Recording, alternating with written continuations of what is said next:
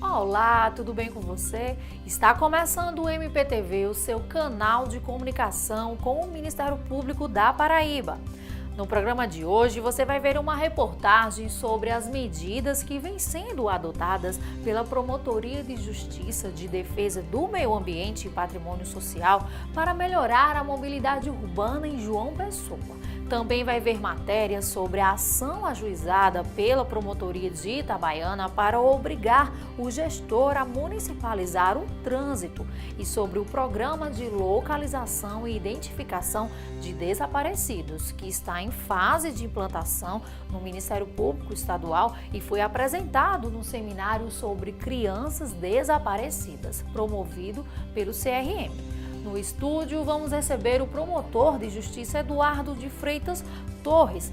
Ele vai falar sobre o acordo de não persecução penal e o projeto de erradicação dos lixões. Fique com a gente, o MPTV está no ar.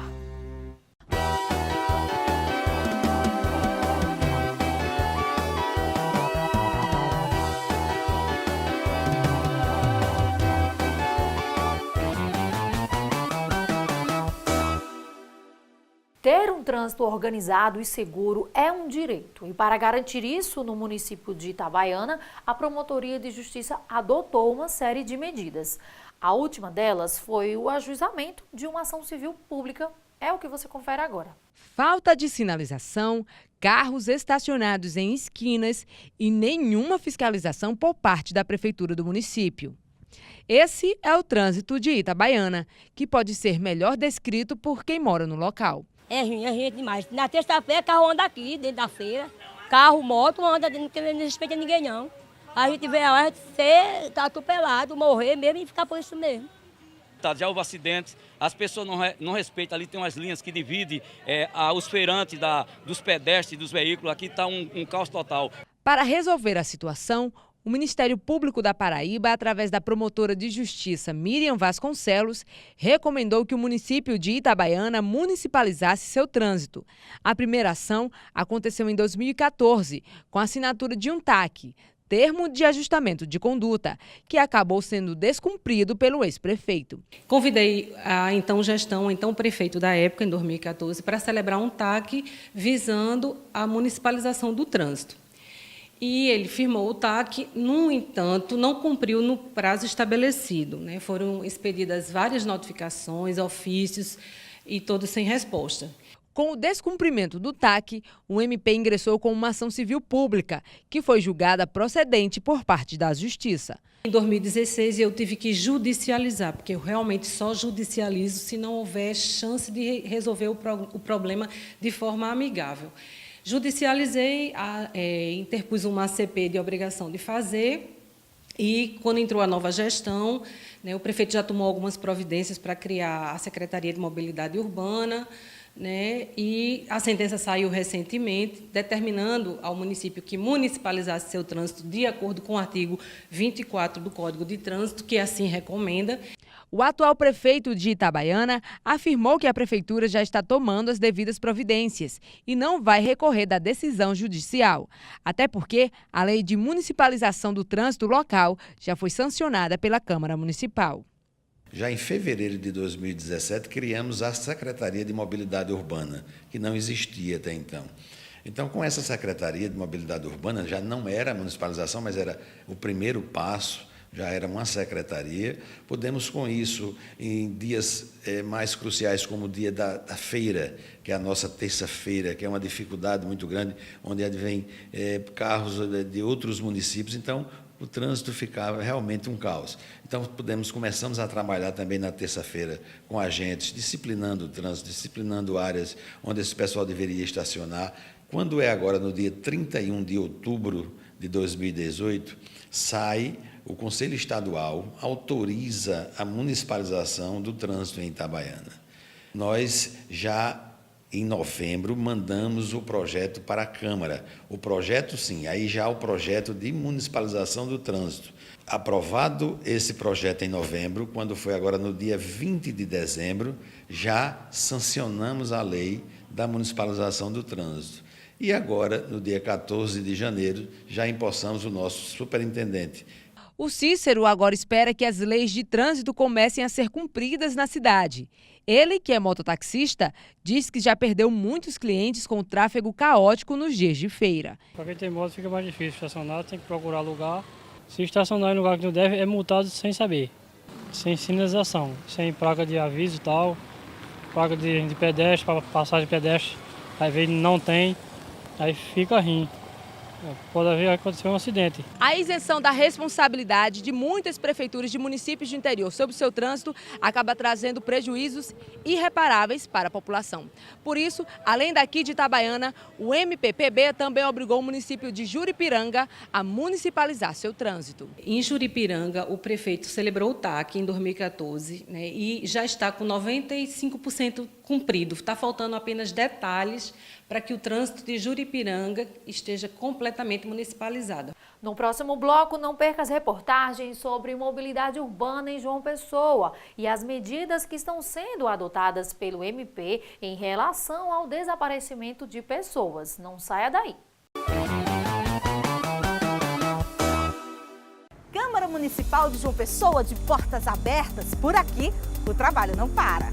Tem muitas atividades acontecendo e também muita novidade chegando.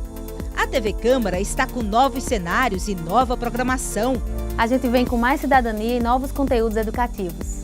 E a Rádio Câmara, de forma inédita, estreia com programação jornalística. Cobertura completa do plenário no Jornal da Câmara. No portal, todas as ações e os trabalhos dos parlamentares. É só acessar. Jornalismo eficaz e dinâmico diariamente. E nas nossas redes sociais. Novos conteúdos e mais interação com as pessoas. E vem mais novidade por aí. A gente se vê em breve. Até lá!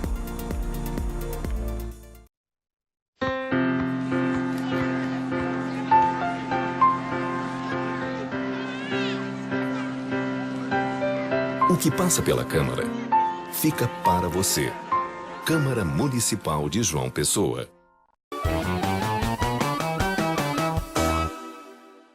O Ministério Público da Paraíba está implementando o programa de localização e identificação de desaparecidos.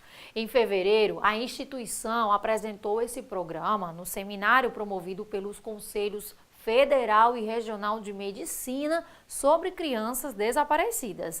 É o que você confere agora. É uma dor que a gente tem que viver. No meu caso, eu tinha um outro filho que estava comigo, que também era pequeno, tinha 8 anos de idade, e eu precisava viver, mas eu precisava lutar também. A dor que a Érica descreve é a de uma mãe que teve 2 de seus filhos dados como desaparecidos por quase 2 anos. Eles tinham a menina 6 anos e o menino 7. O pai recebeu a ordem da justiça que ele podia ficar as férias com ele no estado de São Paulo. Até então ocorreu tudo muito bem até o último dia do retorno, quando ele sumiu. Então até então eu fiz de tudo. Fui para São Paulo, procurei justiça em São Paulo, procurei ONGs em São Paulo e ninguém me dizia nada. Não consegui saber nada. Para que outros pais e responsáveis não se sintam desamparados nessa busca pelo resgate de familiares sem paradeiro, o Ministério Público da Paraíba está implantando aqui no estado o Programa de Localização e Identificação de Desaparecidos, o PLID. O programa é uma iniciativa do MP do Rio de Janeiro e tem dado tão certo que estados como Goiás e São Paulo também aderiram à ideia. Olha, a importância é congregar todos os ministérios públicos do Brasil, como acontece aqui na Paraíba também, a gente já trabalha junto, para que a gente possa ter uma noção nacional do desaparecimento por todas as suas causas, vítimas de idades diferenciadas, por motivos diferenciados, e ainda assim cobrar um banco nacional que possa trabalhar pela federação em prol dessas vítimas, porque a gente precisa lembrar que a vítima não é apenas, e o apenas entre aspas, o desaparecido, mas toda a sua família. O PLID foi assunto discutido durante o 6º Seminário sobre Crianças Desaparecidas, promovido pelo Conselho Regional de Medicina. A ideia é mostrar que órgãos da saúde, justiça e segurança podem trabalhar em conjunto na árdua missão de identificar e resgatar pessoas dadas como desaparecidas. Os médicos especificamente, os profissionais da saúde, eles podem observar se existem crianças com sinais de maltrato. É importante que esses profissionais, quando atendam crianças, façam uma conferência da sua documentação com a dos pais, muitas vezes o comportamento da criança é um comportamento que pode chamar a atenção para algum tipo de maltrato ou mesmo de tráfico dessas crianças. O Centro Integrado de Operações Especiais, o CIOP, registrou 529 ocorrências de pessoas desaparecidas no estado. Somente nos primeiros 15 dias deste ano já foram 14 registros. Não há, no entanto, nem na Paraíba, nem no Brasil, dados precisos sobre esse assunto. E é aí onde o PLID pode entrar mais uma vez como um braço direito nessa missão. Nós, através do comitê das instituições, e estamos firmando o termo de cooperação com todos os municípios para que nós tenhamos uma visão da população que está aí no momento em que aparecer alguém que não tem identificação, logicamente nós vamos incluir no sistema e possibilitar até eu encontrar familiar dessas pessoas. E também a ocorrência de óbitos, que logicamente vai fazer com que nós tenhamos a certeza de que, se tiver desaparecido, nós vamos tentar localizar. E se localizar, nós vamos levá-los até a família. É importante a gente desmistificar. Não existe prazo mínimo para se dar um desaparecimento. A lei que foi mencionada refere-se explicitamente a situações de criança. Não tem que esperar tempo algum. A lei determina, a busca precisa ser imediata. O pai, o responsável, não consegue localizar o menor de idade, imediatamente ele deve comunicar à autoridade policial, à delegacia, que tem a obrigação de imediatamente começar as buscas. Como o Ministério Público pode somar esforços para isso? De posse do BO, a família vai até uma promotoria. Não precisa ser em João Pessoa. O núcleo do PLID é em João Pessoa, mas todas as promotorias do Estado estarão aptas a recepcionar essa informação.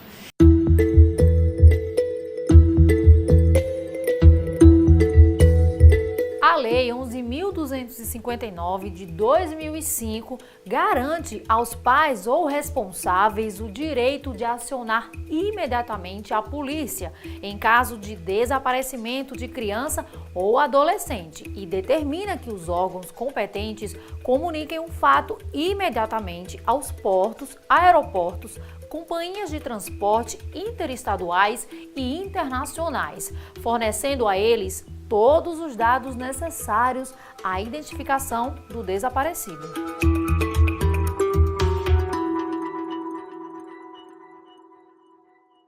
A Promotoria de Justiça de Defesa do Meio Ambiente e Patrimônio Social vem adotando uma série de medidas para melhorar a mobilidade urbana em João Pessoa. A seguir, você vai ver uma reportagem sobre o projeto Direito de Ir e Vir. A liberdade de locomoção é um direito fundamental assegurado na Constituição Federal. Mas como se locomover livremente se nem sempre os motoristas cumprem as leis de trânsito ao estacionar em locais proibidos? Para garantir esse direito aos cidadãos, o Ministério Público da Paraíba, em conjunto com órgãos de fiscalização e organização do trânsito, iniciou em João Pessoa a Operação Direito de Ir e Vir.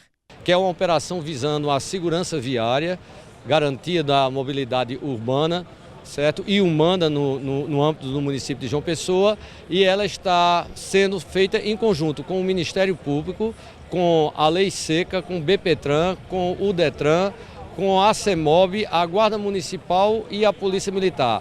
E o que nos deixa mais contentes, satisfeitos com o cumprimento do nosso dever é que é uma operação em conjunto Estado e município. Convidamos alguns condutores de veículos durante a abordagem feita e não constatamos nenhum caso de embriaguez ao volante, né? Mas queríamos destacar a importância, né, da participação da Operação Lei Seca nessa operação, tendo em vista que o ano passado, 2018, registramos mais de 1000 casos de embriaguez ao volante, né? Então a nossa participação é essa para justamente proporcionar também, poder contribuir com a segurança no trânsito aqui da capital. A Guarda Municipal ela está aqui fazendo a segurança dos agentes de trânsito da CEMOB, né, por parte do município, e também apoiando na segurança da ação do direito de ir e vir, que é promovida pelo Ministério Público. A operação foi uma iniciativa do Ministério Público, nos chamou, nós como órgãos de trânsito aqui da capital, e o promotor, doutor João Geraldo, ele achou por bem chamar todos os representantes dos órgãos e expor a situação, focando a mobilidade humana. A primeira ação da Operação Direito de Ir e Vir aconteceu no centro de João Pessoa. Segundo o coordenador da Lei Seca, ninguém foi pego dirigindo sob o efeito do álcool dessa vez, o que é comum para este horário. Porém, como virão outras ações e em outros bairros da cidade, é possível que algum motorista caia no teste do bafômetro.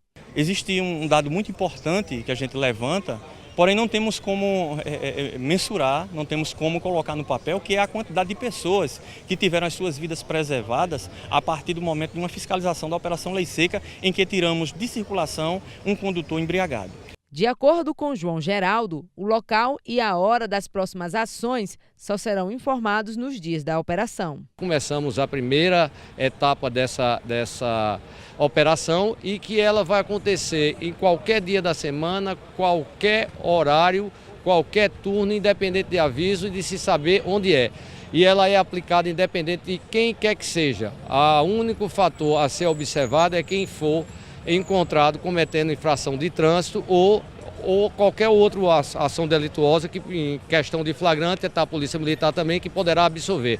Então essa é a grande situação. João Pessoa hoje está tomada por veículos em cima de calçadas, acabando com o centro histórico, acabando com o direito de ir e vir das pessoas, é moto andando em calçada, é carro em fila dupla, cada um achando que é dono da cidade e nenhum contribuindo como se proprietário fosse realmente. No próximo bloco, não perca a entrevista com o promotor de justiça Eduardo de Freitas Torres sobre o acordo de não persecução penal e o projeto de erradicação dos lixões nos municípios da Paraíba. Não sai daí. Quero começar o meu discurso dizendo que, como vereador, vou priorizar a área da educação. Esse é o caminho para a construção de um futuro melhor. Queremos priorizar também a construção de mais casas populares. Afinal de contas, uma cidade só pode crescer de forma organizada quando possui o cidadão como prioridade. Vamos também Com a sua participação, os vereadores ajudam a construir um futuro melhor. Câmara Municipal de João Pessoa. Essa é a nossa história. São lugares e monumentos para serem admirados. Vamos defender nosso patrimônio e manter essa memória viva. Essa é a nossa cidade.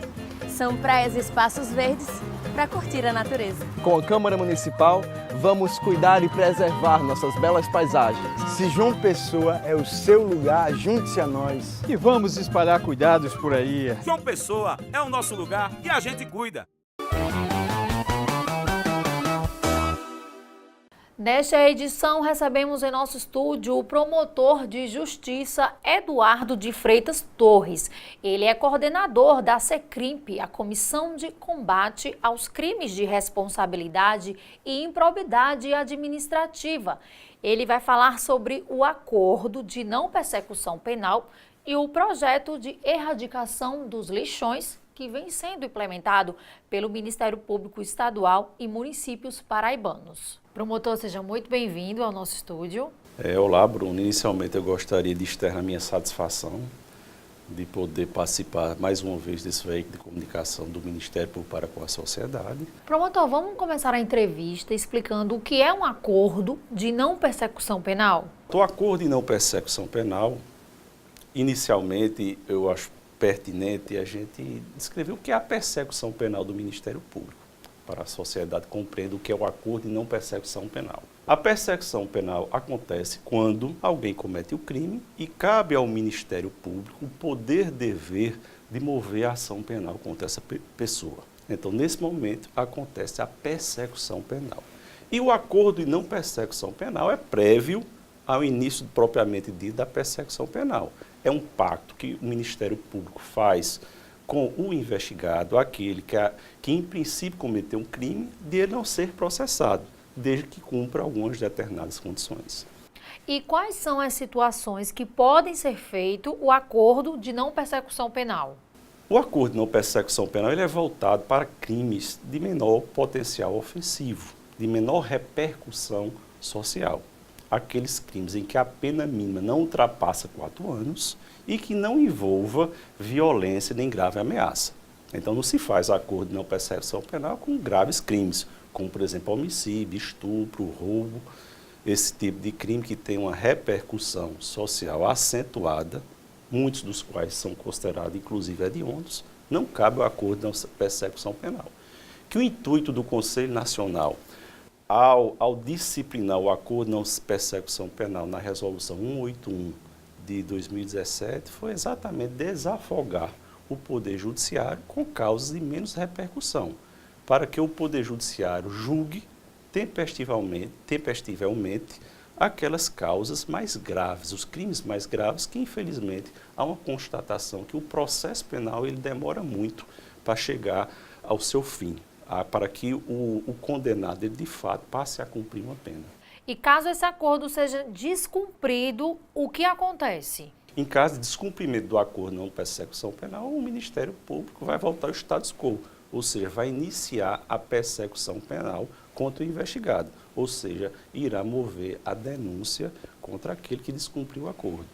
Promotor, o acordo de não persecução penal integra o projeto de erradicação dos lixões que vem sendo implementado pelo Ministério Público. Gostaria que o senhor falasse um pouco dos objetivos desse projeto. Nesse contexto, o acordo de não persecução penal é um instituto novo, inédito aqui no Brasil, que foi iniciado pelo Conselho Nacional do Ministério Público, mas que já há diversos projetos de lei que pretendem legalizar o acordo através de uma norma adequada. Inclusive, é uma das propostas do ministro Sérgio Moro, institucionalizar através de lei do acordo.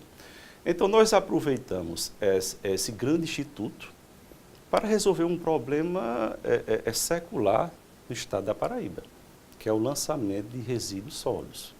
Praticamente mais de 90% dos municípios paraibanos, ele não trata o lixo da forma correta, ou seja, ele é jogado em lixões.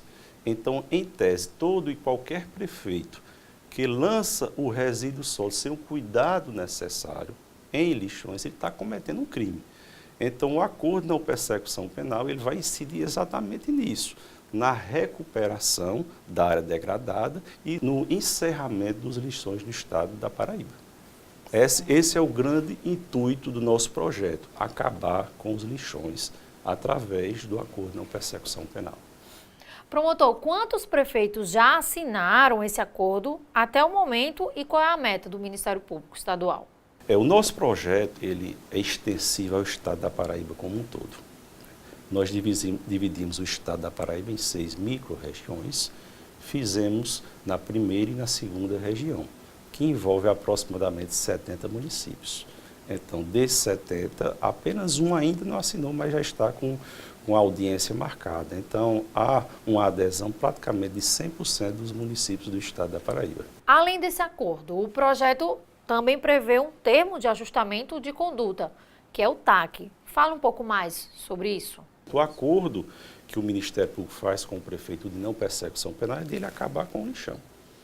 Ou seja, ele tem um ano para que se organize dentro do município e trate o lixo da forma correta, ou seja, encaminhando para aterro sanitário. Após o término dessa etapa, o prefeito, através de um termo de ajustamento de conduta, que é feito com os promotores de justiça das promotorias de cada responsável por cada município, ele irá recuperar a área degradada, porque o acúmulo de resíduos sólidos e lixões ele é um problema de acentuada gravidade para o meio ambiente. Então, no prazo de 5 anos, ele deve recuperar a área degradada, sob pena de ser movido através de uma ação civil pública, ou até, se for descumprido o TAC, ser cobrado uma multa até de natureza pessoal contra o gestor. Promotor, para finalizar nossa entrevista, gostaria que o senhor falasse como o Ministério Público está ajudando os municípios nesse acordo e que o senhor fizesse uma avaliação desse projeto nessas 2 primeiras etapas. O Ministério Público, nesse projeto, ele, além de exercer o papel de cobrar a postura correta do gestor, está funcionando de fato como um colaborador, um parceiro no sentido de ajudar os municípios através do Centro de Apoio Operacional do Meio Ambiente, que é o promotor de justiça Dr. Ranieri, através da Promotoria de Justiça do Meio Ambiente da capital, Dr. Farias, com o desenho de encontrar a melhor solução para determinado município. Tem município que já existe aterro sanitário privado, que ele pode muito bem pegar o lixo, colocar no transporte e levar. Já tem município que é um pouco mais distante, que ele tem que se consorciar com os municípios para construir o aterro sanitário. Então, o Ministério Público, nesse primeiro momento, é parceiro nesse encontro da solução mais viável. Além de que, recentemente, há poucos dias, nós tivemos até uma reunião com vários prefeitos e foi definido um cronograma de atividades que vai iniciar a partir do dia 18 de fevereiro, em que o Ministério Público vai às ruas, juntamente com o gestor, no sentido de conscientizar a população da importância de fazer a triagem do seu lixo.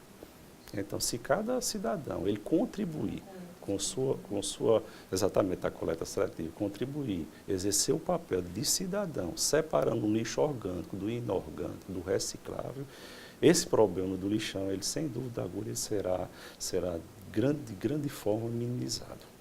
Então, e para finalizar, a avaliação que eu faço desse projeto, ele de fato, ele é um projeto empolgante, porque a gente está sentindo a contrapartida dos gestores com o projeto. Então, os gestores eles não estão fazendo apenas com a intenção para se livrar de uma ação penal, não. Nós sentimos que há essa preocupação, todos eles, quando o projeto é demonstrado, eles se envolvem e dizem que há muito tempo esperavam essa oportunidade de resolver o problema do lixo de cada município. E nesse grande e complexo processo de solução, o Ministério Público do Estado da Paraíba está presente, o Ministério Público Federal, a SUDEMA, o IBAMA e os próprios municípios, além da FAMUP, são parceiros na resolução dessa grande questão de natureza social. Muito obrigada pela sua participação. Eu que finalizo agradecendo mais uma vez a participação e me coloco à disposição, eventualmente, no futuro, para voltar aqui a esse cenário. Muito obrigado. O MPTV termina aqui. Outras informações sobre a atuação do Ministério Público Paraibano você encontra no site www.mppb.mp.br. Você também pode acompanhar a atuação do MP nas redes sociais, no Facebook, Twitter ou Instagram pelo @MPPBOficial. Até o próximo programa.